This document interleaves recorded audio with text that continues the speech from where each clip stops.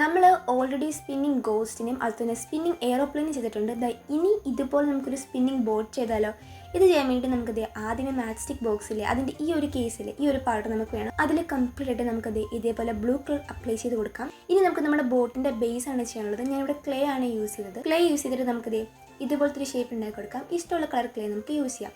ഇനി നമുക്ക് paper clips ആണ് വേണ്ടത്. 2 എണ്ണം വേണം. ആദ്യത്തെ പേപ്പർ ക്ലിപ്പ് നമുക്ക് ഇതുപോലെ നീളത്തിലാക്കി എടുക്കാം. ഇത്രയും നീളം വേണ്ട, ഇതുപോലെ ചെറുതാക്കി കട്ട് ചെയ്തെടുക്കാം. ഇനി 2 കളർ പേപ്പർ ഇതുപോലെ ട്രയാങ്കിൾ കട്ട് ചെയ്തിട്ട് അതിൽ ഇതുപോലെ ഒട്ടിച്ചു കൊടുക്കാം. അങ്ങനെ ആ പരിപാടി കഴിഞ്ഞു. ഇനി നമുക്ക് അടുത്ത പേപ്പർ ക്ലിപ്പിൽ വെച്ചിട്ട് ഇതുപോലത്തെ ഒരു ഷേപ്പ് ഉണ്ടാക്കിയെടുക്കണം. ഇനി നമുക്ക് നമ്മുടെ ബോട്ടിന്റെ ബേസിന്റെ ഒരു വശത്തായിട്ട് ഇതുപോലത്തെ ചെറിയ ഹോൾ ഇട്ട് കൊടുക്കാം. ആൻഡ് നമ്മൾ ആദ്യമേ ചെയ്തില്ലേ പേപ്പർ ക്ലിപ്പും കളർ പേപ്പറും യൂസ് ചെയ്തിട്ട് അത് നമുക്ക് ഇതിന്റെ മേളിൽ വശത്തായിട്ട് ഇതേപോലെ വെച്ച് കൊടുക്കാം. അങ്ങനെ നമ്മുടെ ബോട്ടിന്റെ പരിപാടി കഴിഞ്ഞിട്ടുണ്ട്. ഇനി നമുക്ക് ആ ഒരു മാച്ച് സ്റ്റിക്ക് ബോക്സിലെ അതിൻ്റെ ഉള്ളിലേക്ക് നമ്മൾ രണ്ടാമത് ചെയ്ത ഒരു പേപ്പർ ക്ലിപ്പ് ആ സംഭവം ഇതേപോലെ നമുക്ക് ഇൻസേർട്ട് ചെയ്ത് കൊടുക്കാം. ഇങ്ങനെയാണ് നമ്മുടെ ബോട്ട് പ്രവർത്തിക്കുന്നത്.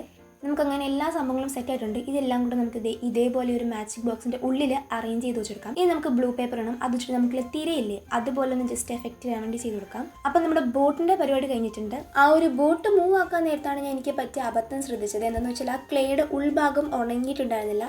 അതുകൊണ്ട് ഇതിങ്ങനെ സ്പിൻ ചെയ്ത സമയത്ത് ആ 2 വശവും ഇതുപോലെ ഇളകിപ്പോയിട്ടുണ്ടായിരുന്നു. അതിന്റെ ഉൾഭാഗം ഉണങ്ങാനായിട്ടാണ് അങ്ങനെ സംഭവിച്ചത്. ഉണങ്ങിയിട്ട് സ്പിൻ ചെയ്ത് അത്യാവശ്യം നല്ലപോലെ അത് മൂവ് ആവും. എന്തായാലും ഇത്രയുള്ള നമ്മുടെ വർക്ക് ഇവിടെ കംപ്ലീറ്റ് ആയിട്ടുള്ള വീഡിയോ നമുക്ക് ഇഷ്ടപ്പെടുന്ന പ്രതീക്ഷിച്ച് ഇഷ്ടപ്പെട്ട് സപ്പോർട്ട് ചെയ്യാൻ മറക്കല്ലേ. And thank you for watching.